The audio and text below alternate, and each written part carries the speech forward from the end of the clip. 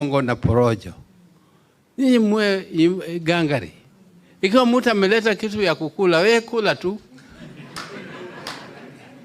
Lakini hiyo ni shauri yake. Wewe ni mwana chungwa.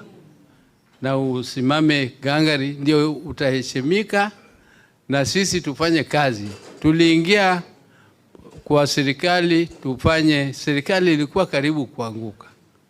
Lakini tukasema hii serikali ikianguka, ile chaos ambayo itatokea itaumiza wale watoto wetu ni jenzia ambayo walikuwa wana agitate. Ile kuagitate walikuwa wanasema agenda yetu sisi wa ODM. Yale maneno yote walikuwa wanasema ndio sisi tulikuwa tunasema wakati tulikuwa tunabeba sufuria kwa vichwa. Kweli au sio kweli?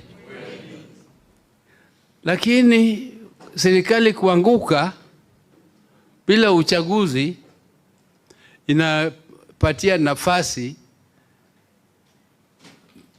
Army kuingia. Army ikiingia, nyinyi nyote, sisi wote, sisi wa viongozi tutaenda.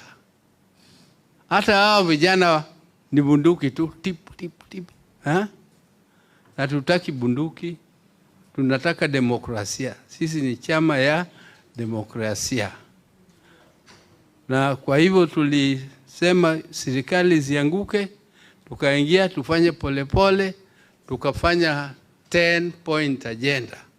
Hiyo 10-point agenda ile tukakubaliana na hawa, hiyo ndio tutaitimiza.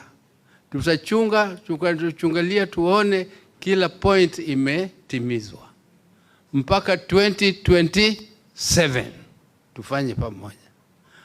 Mpaka 2027. Ikifika 2027 na nyinyi mko gangari, you can either form the government or you will be in government. But we are not going to be a party which will be out of government. Sasa hiyo ndio msimamo.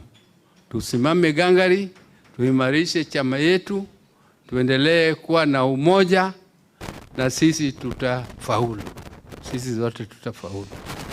Kwa hivyo mimi tulikuja tu leo sio kuongea mengi, lakini ni kuwasalamia na tena kuomba nyinyi mkae pamoja, tukae pamoja, tufanye kazi pamoja, na nina haki ya kwamba tukifanya hivyo tutafaulu zote. Na kwa hivyo asanteni sana.